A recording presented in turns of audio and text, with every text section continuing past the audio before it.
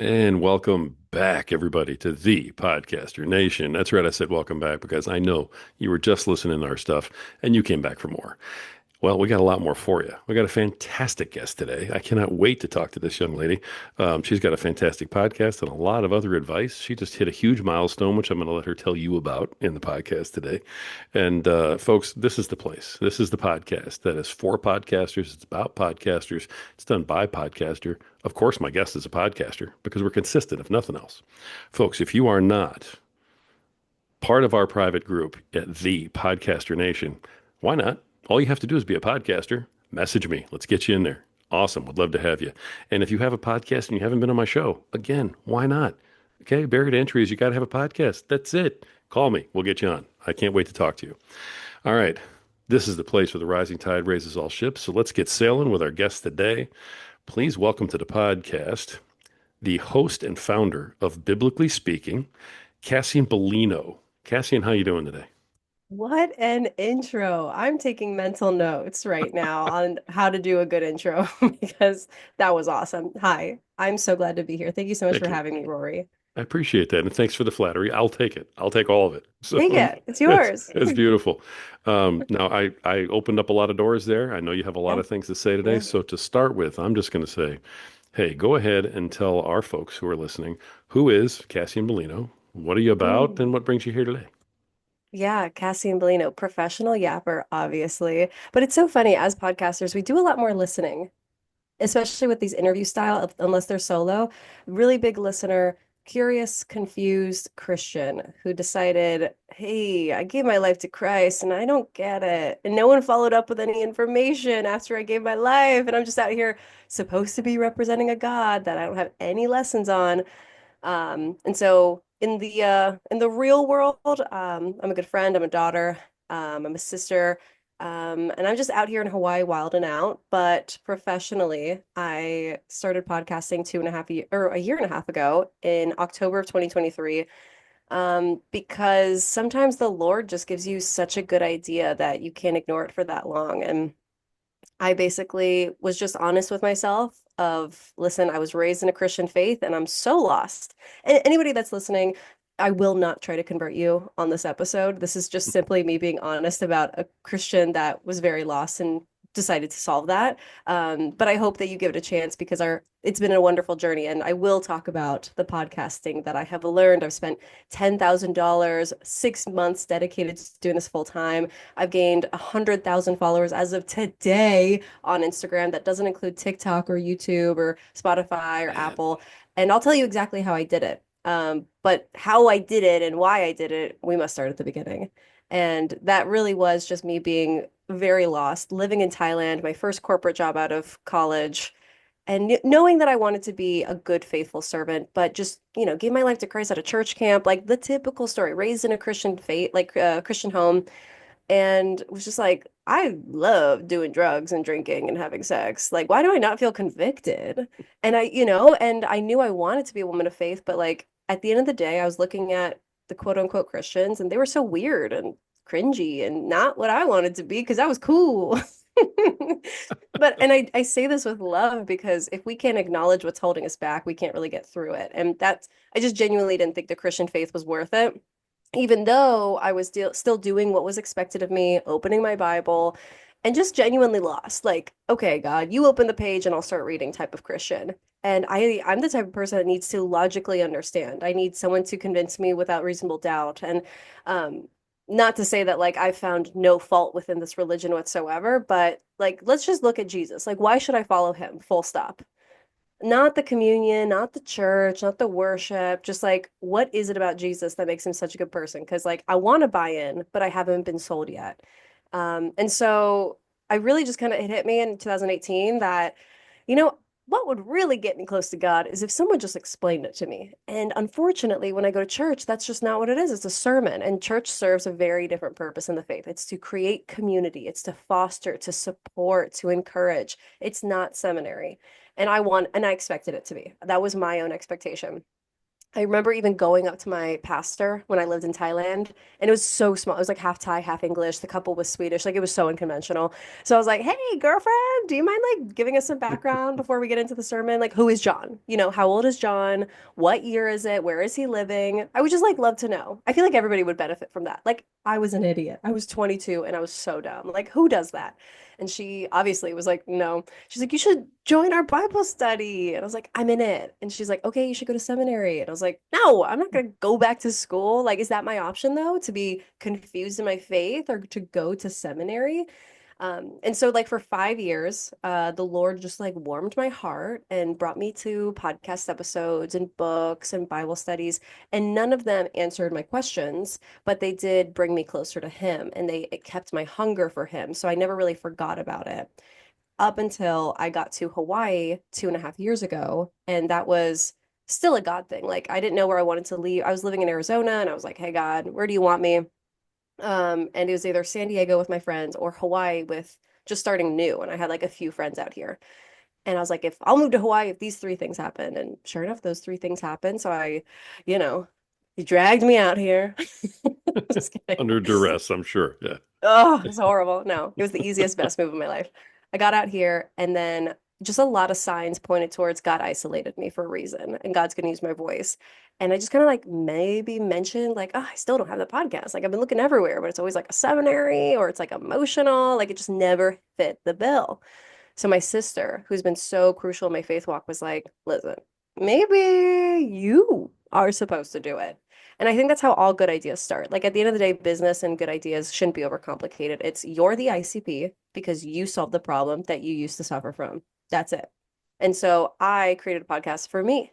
I just answered my own questions. Me recording it and making a podcast was simply out of altruism of I'll help other people because if I'm questioning this, like I'm not the smartest person in the world, so surely smart people and dumber people have this question too.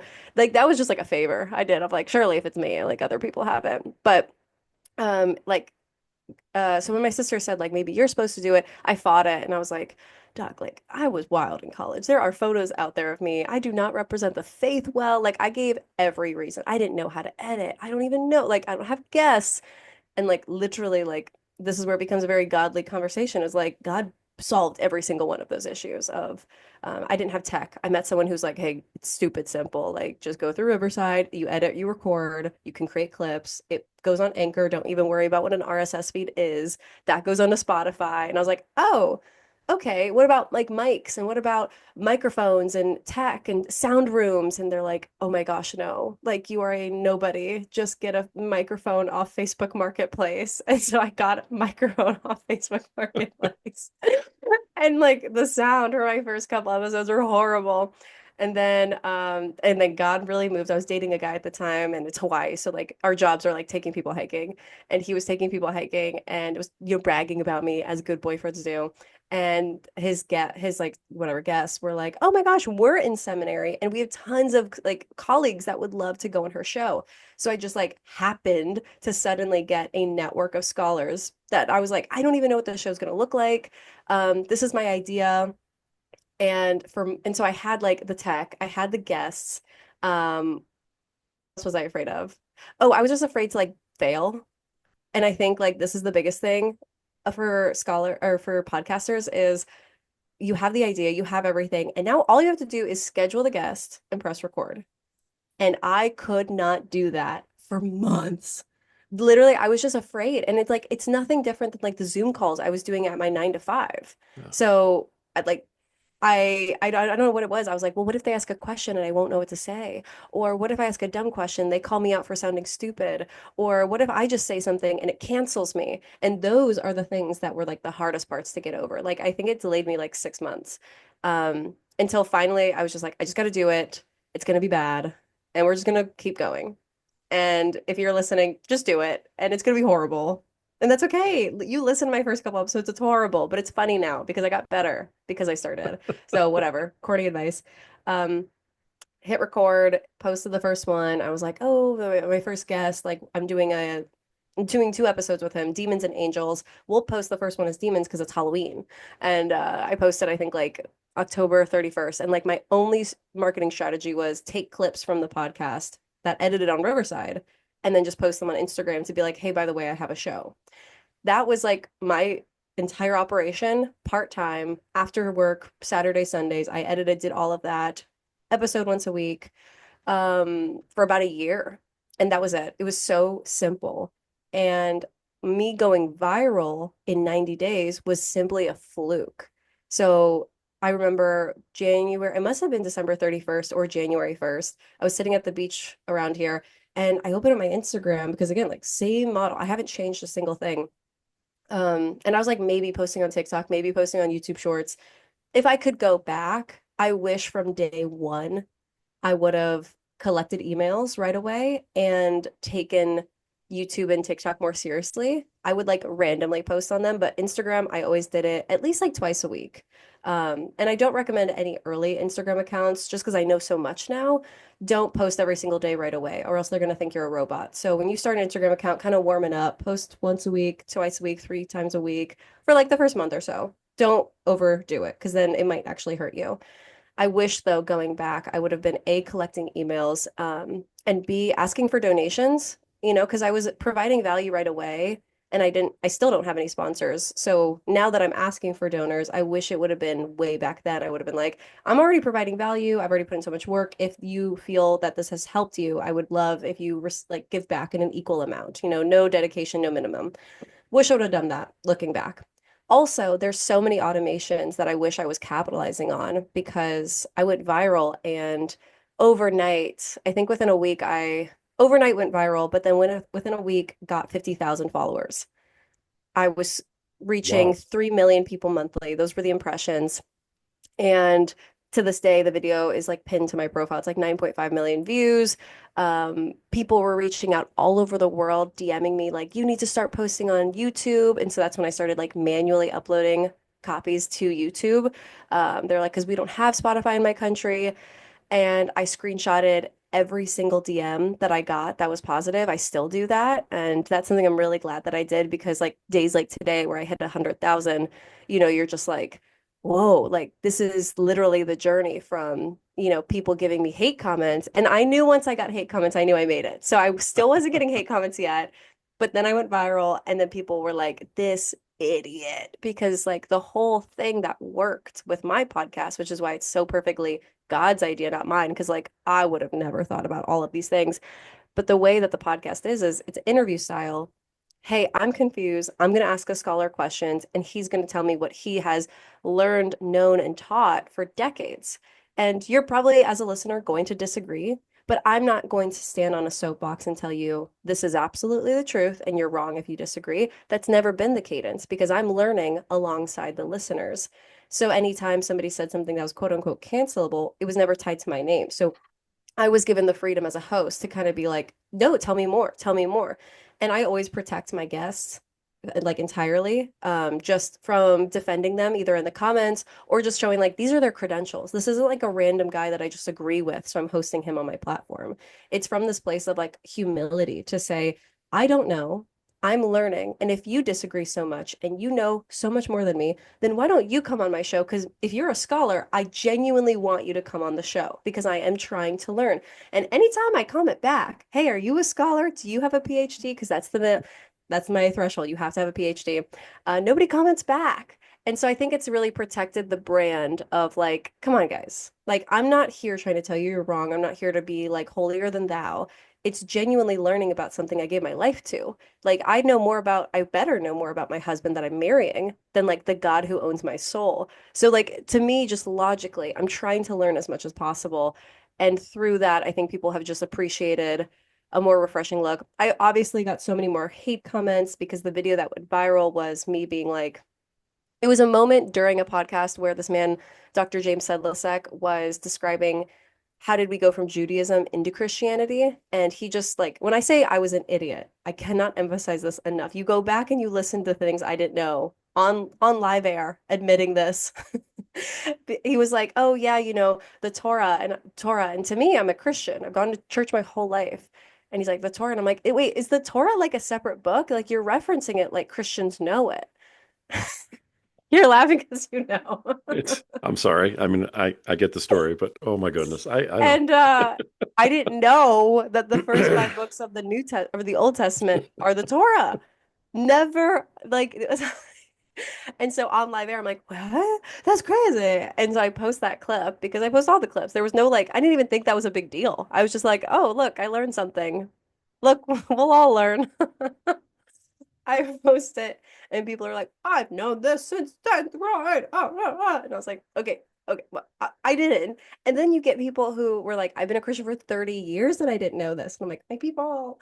And so it was so nice. And then I like a bunch of like really harsh people got in my comments and like some crazy things happened, just like people got really upset and then it was like, okay, this is serious. I'm not going to give up on this. And so it's been super exciting since I did it part-time, that exact same style up until, let's see, of November of last year. So for the last, I want to say 7 months, I've done everything differently. So everything I've learned, buying courses, getting coaches, joining communities, accessing tips from followers with over 1 million followers. That's happened in the last 7 months. And it's probably amounted to $10,000 in investment, like at least 20 hours a day for the last 7 months in like full time doing this because I got laid off. So what else are you going to do but full-time podcast and apply to jobs? Right? And I Yeah. was like, well, I got laid off. Sucks because I love that company. But it did so well part-time. What's going to happen if I do it full-time? And I think like the best question for a podcaster is like, well, how do you make money? Because there is no one way. Because once I was like, okay, do I do the courses? Do I do the private communities? Do I do Patreon? Do I do the one-on-ones? Do I do the sponsorship? Like I didn't know which way. So my plan was I'm going to try everything. At the end of 6 months, if I'm not monetized, I'll go back, I'll like work full time. And so it hasn't worked, so I'm going back to full time, but I have learned so much and I do have a plan moving forward. So like I've gotten to a really great place. Um, I can pause there. Any questions? I love your story. You don't need to pause for me. Thank I'm you. I'm surprised that you're not monetized yet because I thought that's where you were going with the story, especially with those followers. But it also sounds like you've been through quite a journey with this. So, When I said I was an idiot, we can't overstep that. Like I oh, tried stop. so many things to get monetized and none of them have worked. So I'm happy to tell you what did not work for me and what I'm going to do now that I think will work. Would love to hear that. I was just going to say what didn't work for you because I'd love to hear that. People don't want to be honest and open about that because if it didn't work, they're like, well, don't tell anybody I did that, you know? So Oh, I've already looked like an idiot already, so happy to keep stop. sharing it. And the bit about the Torah, hardly anybody knows that. That's a Really? very, very odd fact. And there's a whole like podcast worth of a story about why I do know it, which nobody needs to hear. But it's an odd thing. So don't feel stupid for that. Most people, anybody giving you grief online, they don't know. They And they like found out. They're just acting like they do. I'm okay with calling myself an idiot, not from a self-deprecating way, but like of a genuine, I know what I don't know.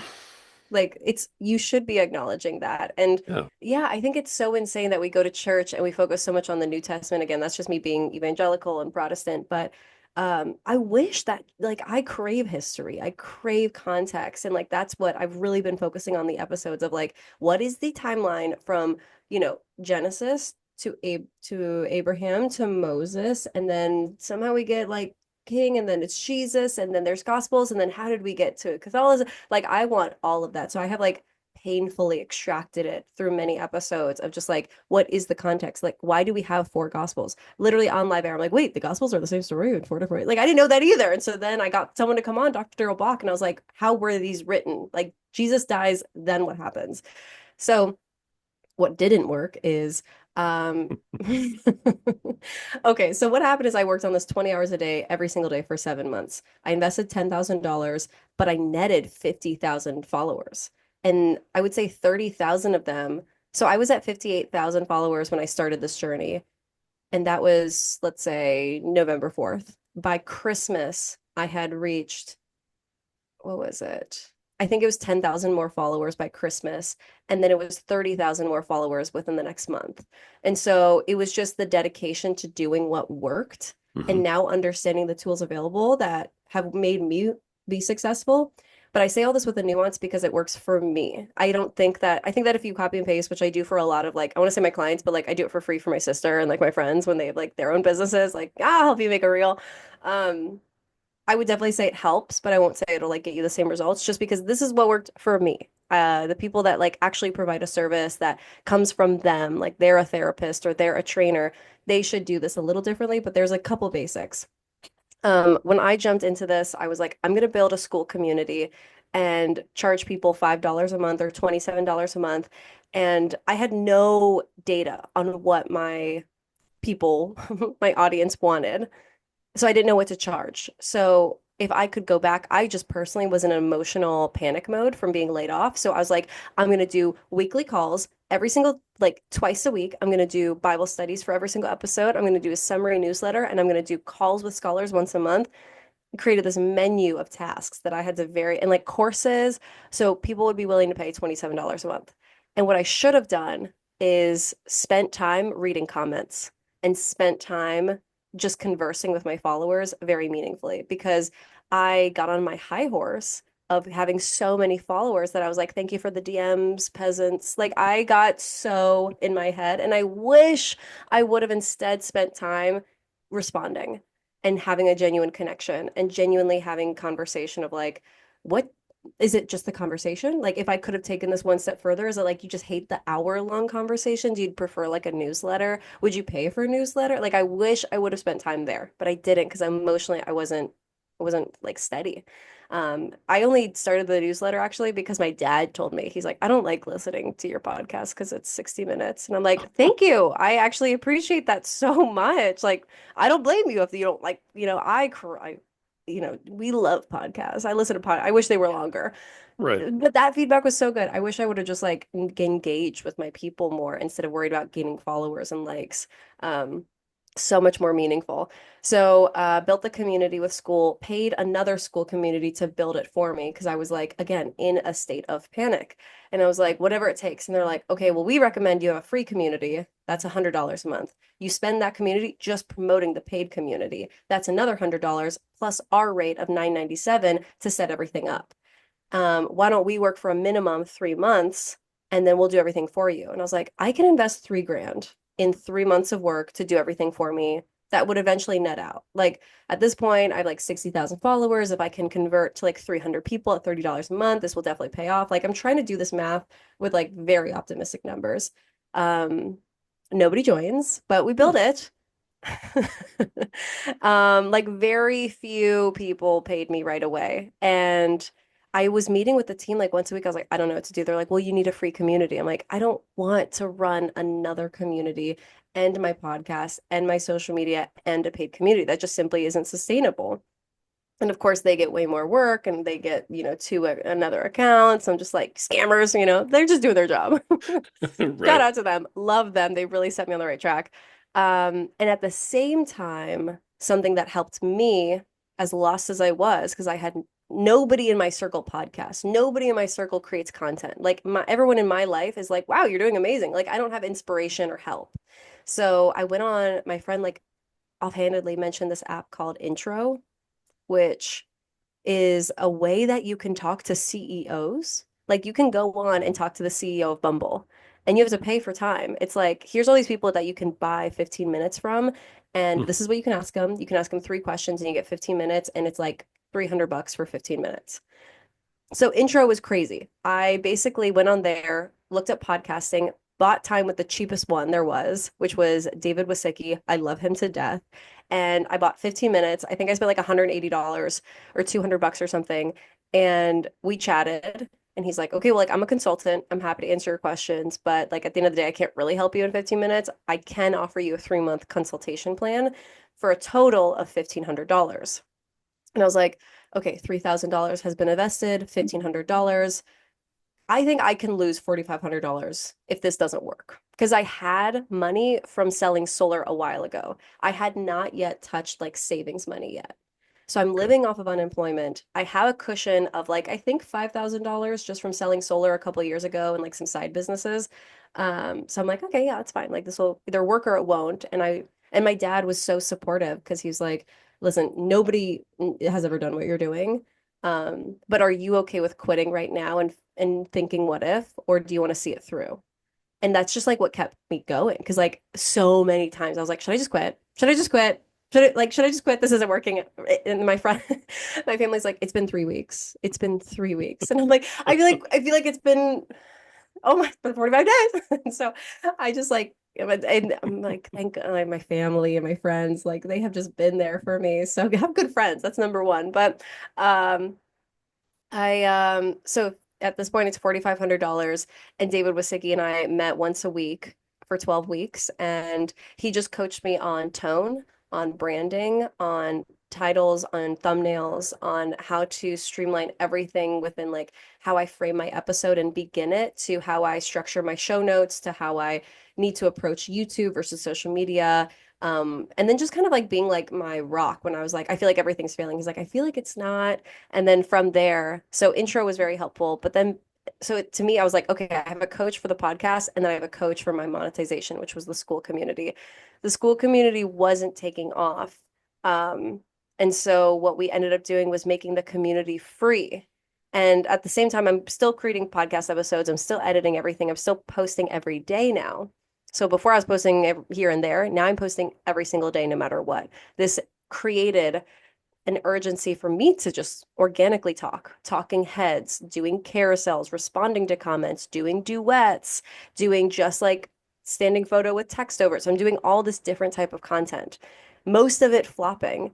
And I'm just like, wow. At this point, I'm hearing of people from my childhood town in Ohio calling me a weirdo and like a Jesus freak. And I'm like, okay, so like this is it. This is like the pit. Like we're going through it. People are like, you're in your Jesus era. I'm like, no, guys, I'm like fundamentally changing from the inside out. But like that sucks that you guys have to experience cringe mountain with me. And like this is very real for everybody that's creating. It's like, this is weird. This is awkward. It's like, yeah, it is weird until you hit 100,000. Then it's like, we got here, baby. But like a lot of my content was trash, like just trash and weird. And some people, I remember getting a comment, someone's like, what are you doing? And I'm like, you're right. What was I doing with this one? But you got to try it. Like, you got to try it to know. That's Right. the only point of posting is it's to see if it works. And then the approach is you do 10%, you do more of the top 10%. You post, you try everything. Maybe do interview, maybe do long talking, maybe do short, maybe it's just photos, maybe it's carousels. There's so many different types of content. Do all of them. And then after the 30 days, look at what performed the best. We have analytics for that. That's easy to look up on either Meta Business Suite or even Instagram Insights, and do just that every single month now. Like this week, I guess I should have done it. Maybe I'll do it next week. I didn't do it this week. It's Friday. Next week, what I will do is I will go on Meta Business Suite and I'll look at what were my top performing content posts Yeah. and I will re-download them off of CapCut and post them again, the exact same post. I won't change anything. I'm just going to repost the exact same post because I don't know about you, I don't go into people's personal profile and scroll back throughout their posts and then when they post it again, I'm like, "Look, you already posted that 3 weeks ago. You double." I don't notice that. So I don't think anybody else will. I think you're safe. So, and if it performed once well, you can post it again and perform again. Also, if you're a creator within Instagram, a lot of this is going to be Instagram tailored, but you can post as a trial. If your creator profile posts as a trial for the reels, and it's only going to show that content to non-followers. So if you repost content that performed well, you turn it on as a trial, that means a high performing piece of content is going to be shown to non-followers, which are automatically going to convert. Your current followers who have maybe seen it won't even know about it. But at the end of the day, 2% of your following are actually seeing your content. Their algorithm is really pushing so much content that yours is only making up 2%.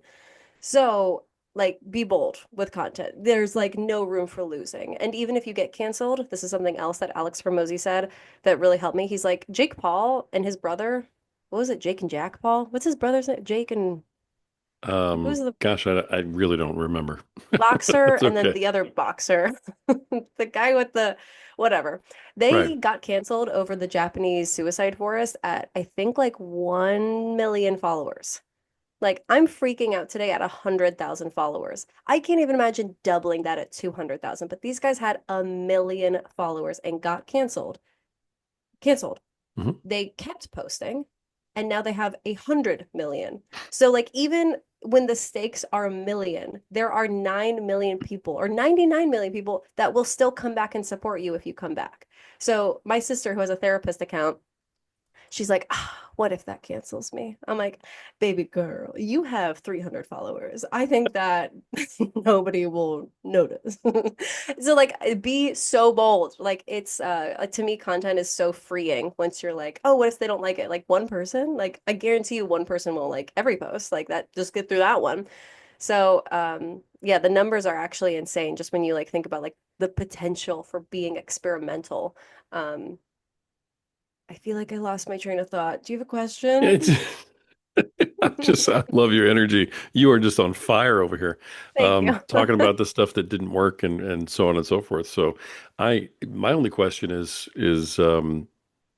where are you in terms of I'm a little just a little puzzled in that you've tried some things for monetization, especially that have not taken.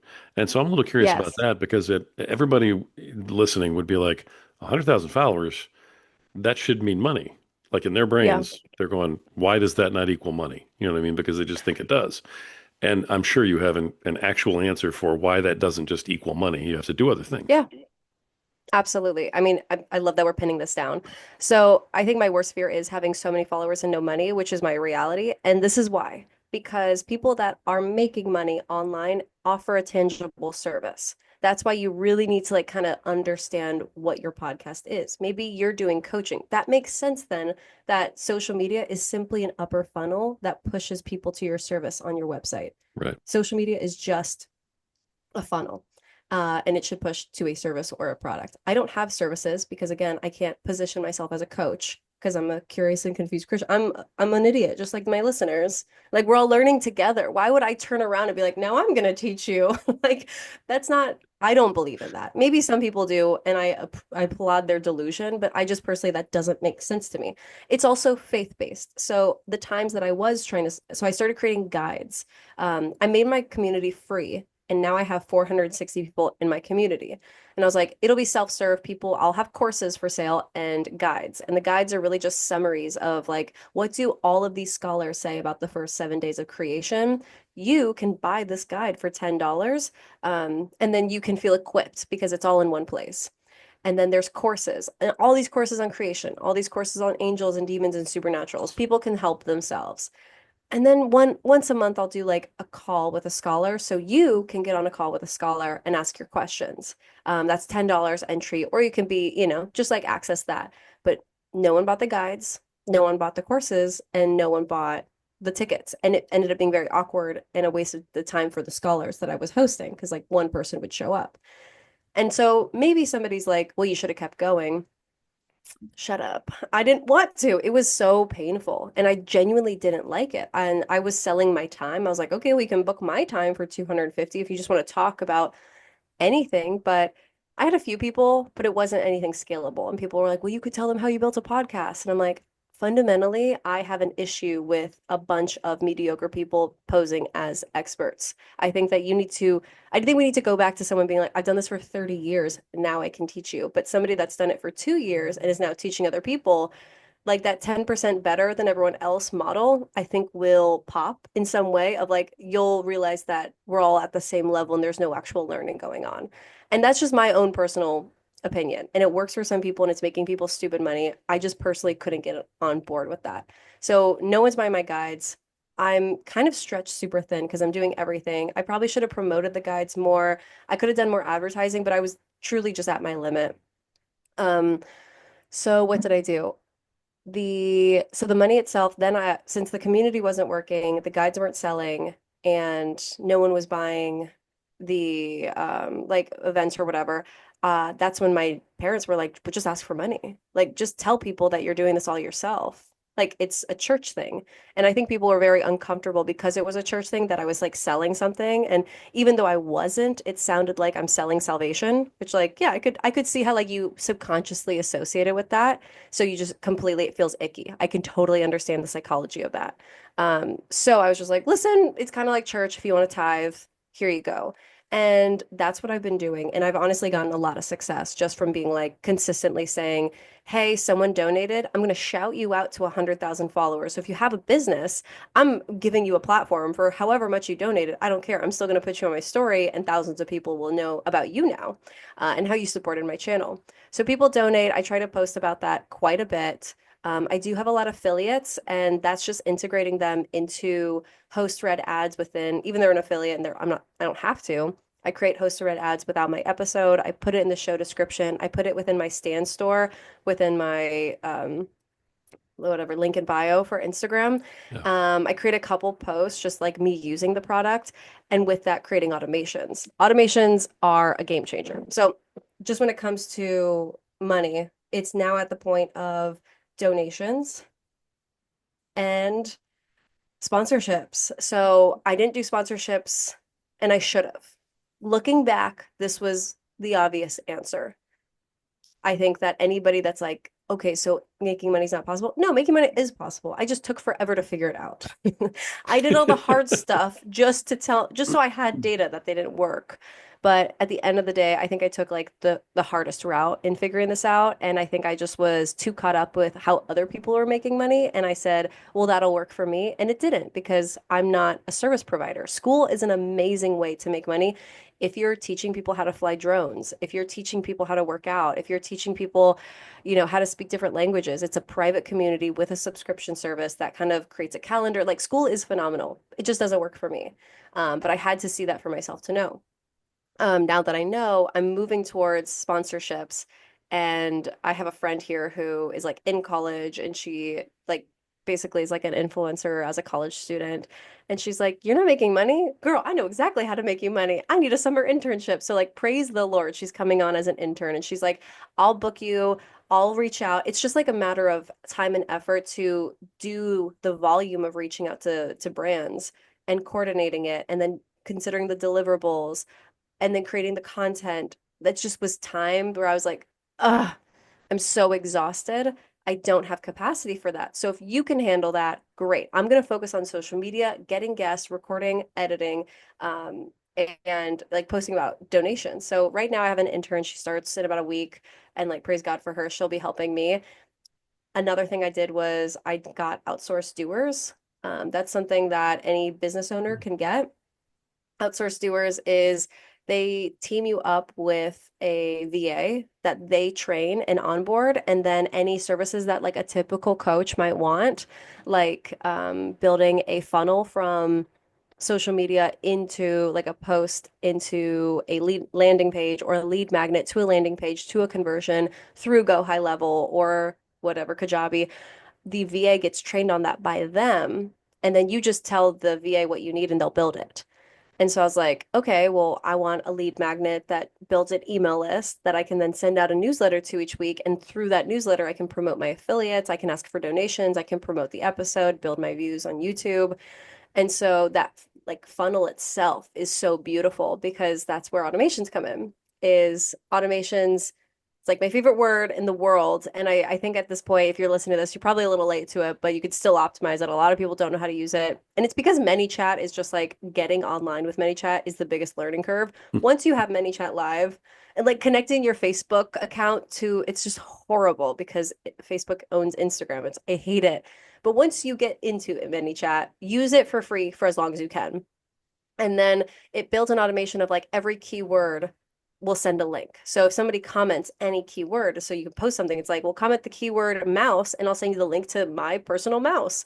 And they don't have to go to your profile, click the link in your bio, because typically, like, what people should do is, hey, if you want to watch the rest or see my podcast, go to the link in my bio and you can see the full podcast.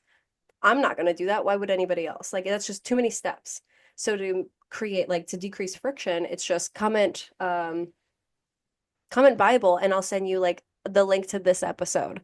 And so I was sending people the direct links to every episode that I was posting on. So every time I would post, I'd go create an automation. I now simplified it entirely. And now I just have, if anybody posts one of these keywords, which like most people comment 10 common keywords, and you can chat GPT and analyze, look at all of my comments. What are the top 10 keywords people are saying? Go to ManyChat and say, If anybody comments these keywords, send them a link to my YouTube channel because they need to click on the video for my click-through rate to go up. If YouTube thinks that people are just being sent the video, there was no clicking on on the thumbnail or the title. So YouTube doesn't think, oh, people are being forced to watch this video. They're not actually being persuaded. So it's not a really good click-through rate. So what I do is if anybody comments any of these, if anybody, for me, it's just YouTube. If you comment the word YouTube, I'll send you my YouTube channel and you can watch all of my clips. And that has enabled my subscriber base to grow, my views to grow, a lot of my click-through rate to grow.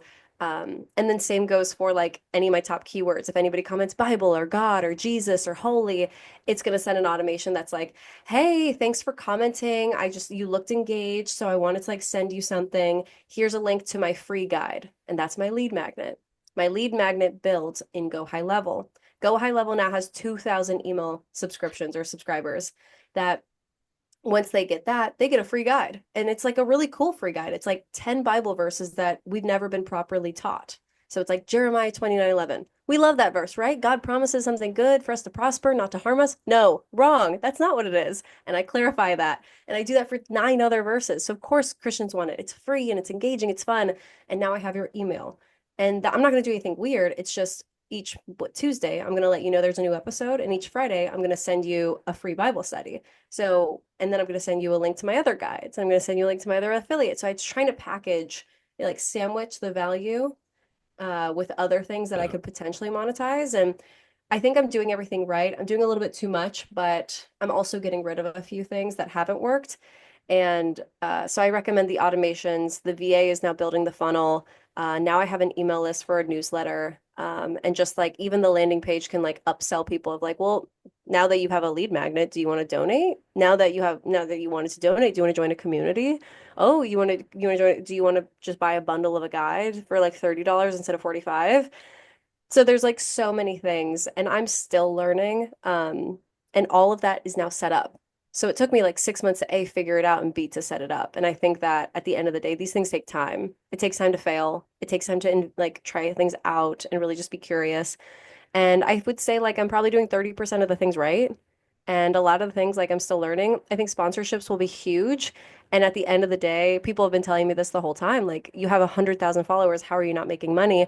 It's like because I haven't sold the right thing. People don't want guides. People don't want communities. People don't want Bible studies or, what they want is brand awareness. And so I've been selling the wrong people. And so that's why I'm now going to brands to say, like, do you want to be affiliated with this type of psychographic? Do you want to be affiliated with these types of engaged listeners? Do you want to be affiliated with a faith-based brand? With that, I can guarantee this because I have the impressions. I'm not gonna lie, looking at analytics does make my head spin. Like, I think some people are like, I love analytics. I hate it. I hate it. But if you need it, I can get you the data.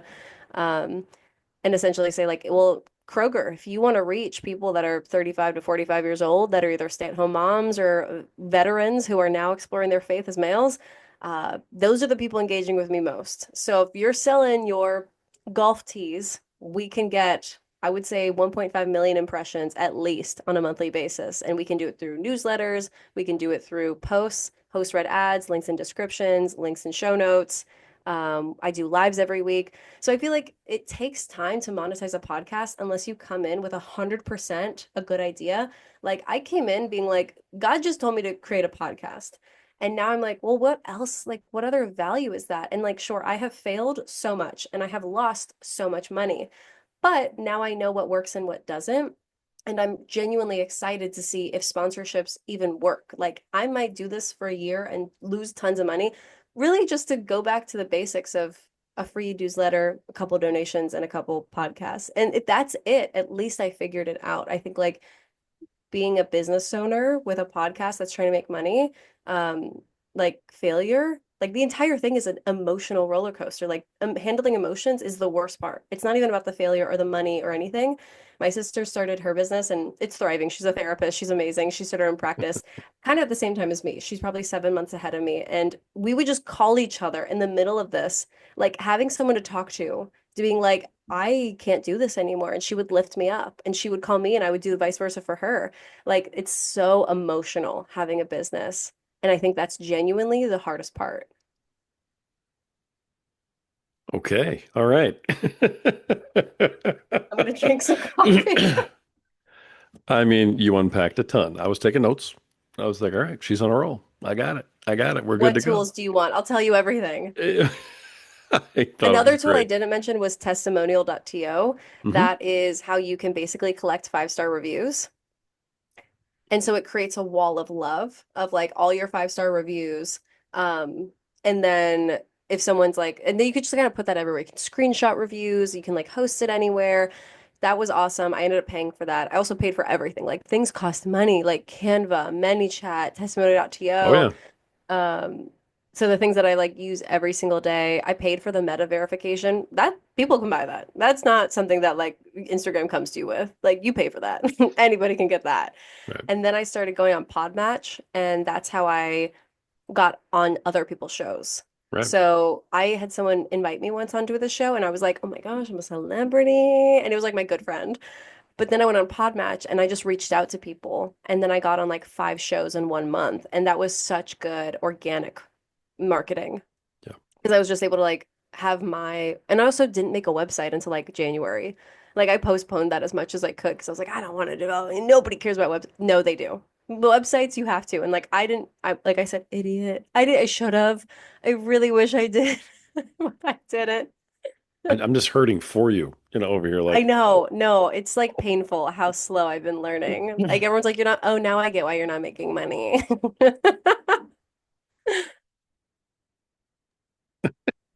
wow. If Yeah. you mute yourself laughing like that, they're like, he's not even laughing at her. I'm I'm sorry. I just I'm not laughing at you at all because I love the fact, first of all, that you went and did all this on your own. Okay, because Thank you. most people would have quit eons ago. So just Really? the fact, oh my gosh, are you kidding me? The first time somebody was like, oh, well, I tried this, it didn't work, I can't make money doing this, and they'd hang it up. That's why most Mm, podcasts don't make it to 20 episodes. mm. So, I mean, the fact that what are you at, like 50 something episodes, I think, on the podcast, or Yeah, 58? probably like 70. I don't know. The numbers aren't adequate because I didn't number all of them, but probably like 70. Okay, so about seven. So even then, you're not even over the 100 episode mark yet, which means that you're considered by the podcast algorithm that's out there as an established podcast. Oh, And I yet am or I'm not? you're not until you get to 100. So I Ooh. mean, you've just passed the first two milestones. You're not even at the third one yet, and you've done all this work for monetization and growth and everything else, and you've got 100,000 followers. I mean, you've done a ton. Thank you. I really So needed that. Thank you're you. way ahead of the game. And I mean, I know it feels like you've been beating your head against the wall. I can feel that frustration from you. But No, is it obvious? as somebody who's been around for a while and is a little long in the tooth, believe me when I tell you, you've done the work, so you're set up for it. The more you do the podcast, the more good things are going to happen for you, the more doors are going to open, and sponsorships are great. Just so you know, Yeah, sponsorships are yeah, going I really well. appreciate I've that had one for a so long much. time. Thank you. Yeah. I think also like what surprised me in the podcasting space was how open people were to talk. I mean, granted, I'm asking people for an hour of their time, so like even my guests, like I got really big names. I didn't even know they were big names. I was just like spraying and praying that like this guy would respond. It ended up being like Ken Ham. And I was like, who's Ken Ham? And then I look him up. I'm like, oh my gosh, it's Ken Ham. Like Douglas Wilson. He was just on Tucker Carlson. Like I didn't know what I was doing. And it served me well. Being this ignorant and dumb has served me so well because it's just like it's just a conversation, right? And like the scholars that I'm now friends with are like, I'd be shaking in my boots. Huh? Oh my gosh, you talked to John Walton. I'm like, John? We love John. Johnny? And whatever. No, so I started just approaching people with that mentality of like, you're a podcaster. Remember podcasting, what is this like for old people? What is it? Basically radio? No, podcasting is still considered new. Podcasting is still considered like brands are like, oh, we don't even know how that works yet. Like, I was just talking to some people at iHeartMedia, and they're like, yeah, no, it's like new for us. Like iHeartMedia, like number one audio company in the world, is like it's new for us because they're well established in other places. So like, while we're kind of inundated with it, like you're still in this world where you can approach anybody and be like, hey, what are you doing correctly? Cool, cool, cool, cool, cool. Like Pete Enns, I forget the Bible for Normal People. It's Pete Enns, and I should know his name. I spoke to him. I'm so sorry about that if you hear this, but they're like really big deals. And I just reached out and was like, hey, I like on DM, Instagram DM, and I was like, I don't know anything. I'm brand new and I look up to you. Do you mind just like giving me 15 minutes? Didn't expect them to answer. They did. And I got 15 minutes with him and told him everything I was doing. And he was like, you're doing everything right. You just have to keep going. And realistically, we didn't make money till like, I want to say like year four. And he's like, we maybe made like $500 a month the first year. Maybe it was like 3,000 the second year. He's like, but I still have a separate job. I'm like a business consultant. And so I think with that, I'm like, podcasting is not a get rich quick. Like it took Joe Rogan forever. Alex Cooper has an amazing story. Hormozy has been doing it for years. Um, and then Amy Poehler just started. So like unless you have a but she has had a career, you know? So I think at the end of the day, this is one of those like you really got to earn it. And we'll see what happens with mine. Like I think some people have like aspirations and dreams of like one title. I've got goals, but we'll see where this goes. I think you've laid the groundwork. I think you're in great shape. Thank you. I'm in year six, and I just a year and a half ago went full time. And so I Oh, mean, it took that long to be able to make an income off of it. that's And insane. yeah, but now I make a really good income off of it, and I'm very happy. And this is what I do for a Off of living. So sponsorships. How do you make money? sponsorships are a piece of it. They're a piece of it, Are you doing obviously. Patreon? Yeah, Okay. yeah. I mean, that's a big part, but everything has to have its angle. Yeah. Everything has to have a connection to what you're doing. You Yeah. know, for some people, Patreon makes no sense at all. I Um, could not do Patreon. I would never gatekeep the things that I'm learning. there's a whole different way to look at Patreon. What do you mean? Okay, well, I'm going to give you a little free advice just because we happen to be talking on an episode right now. But if you're a faith-based podcast, you're talking to people who are used to passing the plate, and all you're asking them to do is support you while you put your mission out. But okay, so they could still access the content? It's you don't. That's just it. There's this big misnomer about Patreon that you have to like hold stuff back and it's got to be all special. Patreon can simply be a site where people come in and they donate to your podcast to help you out and help support you, and you just give them a shout out on your podcast. It is Yeah, I whatever definitely you should have set it done up to that. be. But that's what I mean. So it's just you're asking people to, hey, I'm out here, I'm talking about, God, I'm talking about the Bible. This is why I want to do this. I'd love it if you'd help me in my mission. That's it. And folks who are listening to us, because I'm in a lot of that same space, they're used to passing the plate and saying, hey, I'll throw a couple bucks in and help you out because you're trying to actually, spread something that is under fire that we have to fight for these days because we all get canceled every time we talk about it. And, Mm. here we are. And you're actually trying to do Oh. this. I love what you're doing. I'd love to give you $5 a month to help you out. Okay, so just to come back from that, because that's Mhm. definitely the easiest way that I should have taken 6 months It's ago. a way. It's It's, one I piece mean, of a way, right? one way, okay, so I've taken this Diary of a CEO approach where I start every episode, and this is like as of last week's episode, like brand new Okay. tactic is I also brand new tactic. I started doing trailers, which like again, why like everything like you almost look at the things that work and they actually work for a reason. So I started doing I like every like today's my day to make a trailer. hmm Um so I just kind of go in, I put in my transcript to ChatGPT and I'm like, make a trailer, 30 seconds, best moments, include me saying wow a lot, and then leave on a cliffhanger. And then I just go in and I clip it in hmm Riverside. So now my edits are trailer. There's a little clip for the beginning of every episode where I'm like, hey, thanks so much. Hope that you can give. If you can't, please subscribe. That's essentially what I say. Of like, I'm so glad you're here, but I need your support because this doesn't exist. Don't worry, I've checked. Would love for you to support. Click the link in the show notes. If not, please subscribe. How is that different than Patreon? I think in concept, also because you're using your podcast as this is where I'm going to sell it. Maybe that's not where you need to sell it. You can put Patreon links up on social media, for instance, for those followers and say, hey, we're trying to build. It's all about the message. And Yeah. the messaging is huge. If you walk out in the street and you go, hey, can I have $5? Chances are nobody's going to give you $5. Mm. If you talk to somebody and you say, this is my mission, and it's for something that I believe in deeply, and they believe in it deeply too, and all you're saying is, I'd love it if you'd support me, chances are you're getting $5. Oh my gosh. That's all I I'm might saying. bother you when we're done recording because this is some gold. We can talk about all you want, not a problem. I actually coach podcasters. So but I'm not one of those guys who like did it for a year and then said, oh, now I'm 10% better. I have scars on me that I hope Good you for you. never get. Good for you. That's Okay, so, amazing. but I have two podcasts. I do this full time. I interview all the time. I'm starting a third. I mean, the whole bit. And I've failed at just about everything, just like you. Part of me sitting here smiling as you're talking is because you and I are just kindred spirits. I went out and I tried everything that I could think of. I got training, I got coaching. I tried, I'm going to make it. And oh my God, every time I failed, I was like a bat to the head. And you're like, I don't know if I'm going to get up. And then you get up and you keep on going. I love what you're doing. Thank Most you. people would have quit by now. Thank you so much for saying Absolutely that. would have quit by now. So, I mean, you have all of my admiration right now for the fact that you are sitting here talking about all the things that didn't work on a podcast, two podcasters.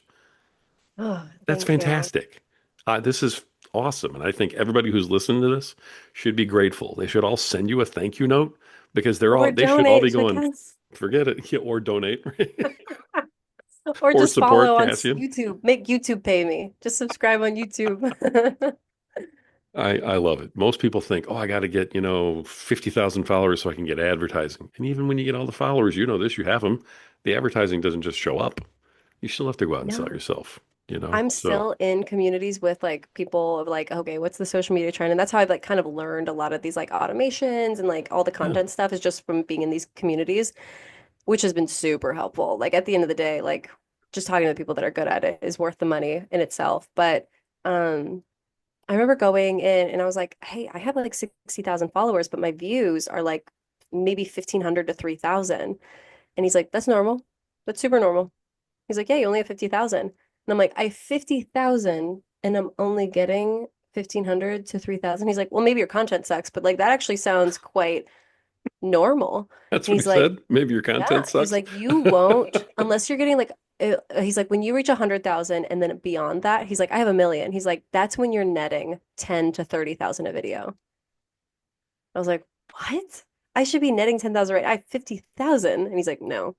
And so I think that like just having him say that as somebody with a million gave me permission to be like, I'm doing fine. Because for a while I was panicked. I was like, I'm falling off. Like, this isn't Oh, growing. This is fake. But like, maybe someone just like needed to hear that because I definitely did. you're doing better than fine. So Thank you. you need to just let this go. Stop that stuff. All this idiot stuff. I This mean, is why this honestly, is so emotional. This entire I thing know. is just emotions. I can tell. And you know what? It's because you care about it so much. And that's what's beautiful. True. So Okay, but don't you care a lot of like how do you I remember I love talking to it. somebody and they're like, you can't be an artist about your business. You have to realize that it's a business and that if it fails, it's a business. It's not your baby. And I'm like, it is my baby. And he's like, well, then you're gonna fail. How do you feel? Do you think I that was good think advice? I think it's great advice in business 99.9% of the time.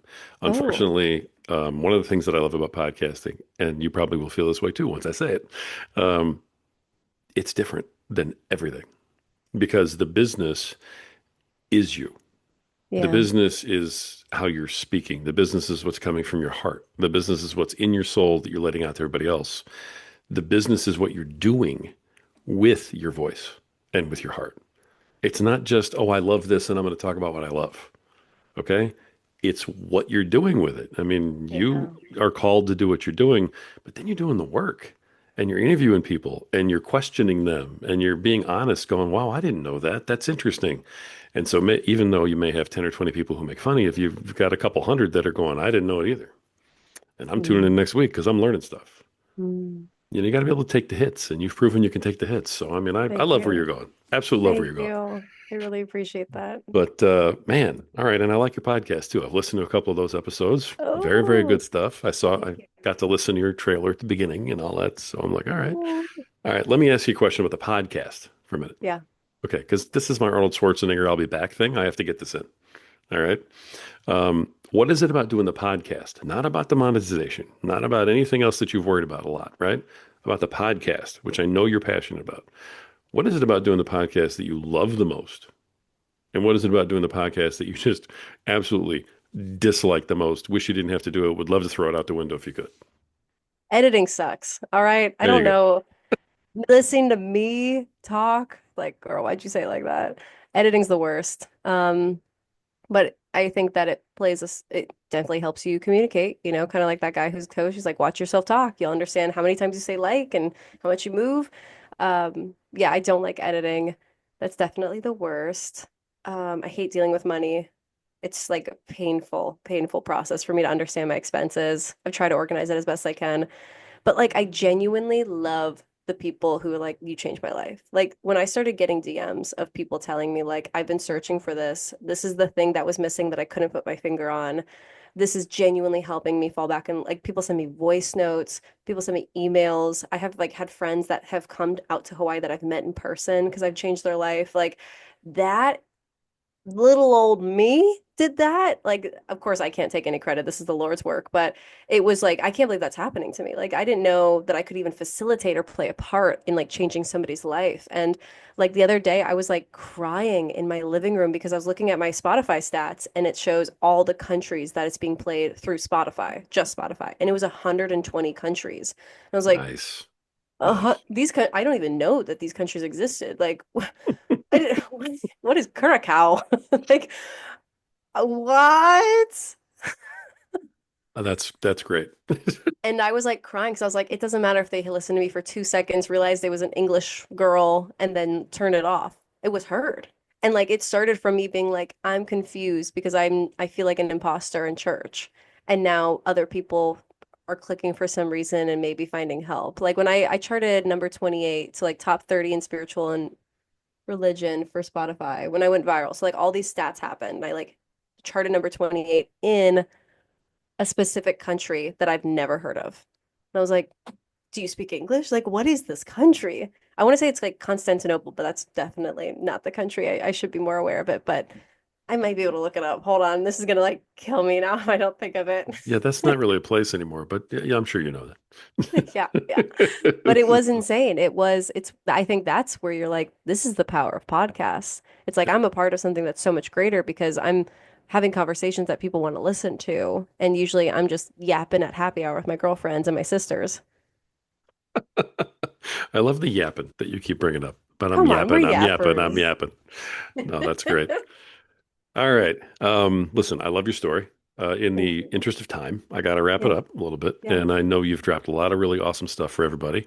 I'm going to challenge you a little bit here to just come up with your best piece of advice. All right. Because I know you've given a lot. So if you need to repeat something and maybe drive it home a little more, that's okay. But for any podcaster who has not done all the work you've done, who has not done all the research, who has not paid for the coaching, anybody who's not where you are in your journey, what's your best piece of advice to them? Go for it.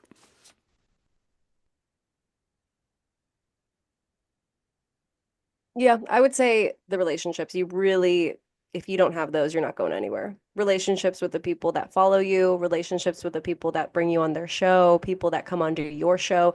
Those are kings and queens. And there's like, they should not be below you whatsoever. I sent a thank you gift to every single person that came on my show last year, and I've needed many favors from them since. And I would host them again many times over. I would, for them, they get top tier treatment. And so do I want to give that to all of my 100,000 followers, every single person that brings me on a show, and every single person that I host. That's who it's for. Like, I think to me, they come before money, they come before followership, they come before any fame because without them, you're nothing. And that's the people that benefit. Those are the people that benefit you. So, talking to myself here, like invest more in those conversations, not just the people that DM you to say like I love your work or like oh my gosh, where's your shirt from? It's like those people matter way more than than what you might think. And it's hard when it's just a number. It's Yeah, hard when you get hundreds of followers a day. It's like you can't get into that headspace of like, oh, I can't even like fathom 100,000. It's like, no, no, no. Like you need to understand like that's an arena. And I like I'm literally just talking to myself here. that's beautiful. That advice is coming from somebody who's fought a couple of battles. So I love that. That is wonderful. Great advice. Fantastic stuff. All right. I'm going to have to wrap it up. I absolutely love everything you had to say. Thank you. Cassian Bellino, host of Biblically Speaking, and I mean, truth finder extraordinaire in the world of podcasting. Love the fact that you were willing to come on here and share all of that experience with everybody. That's priceless. They can't get that from anybody else unless Thank they've gone you. through it themselves. So, power to you. Absolutely love every minute of it. Thank you so much, Rory. And God bless you. Way to go with everything. Thank you.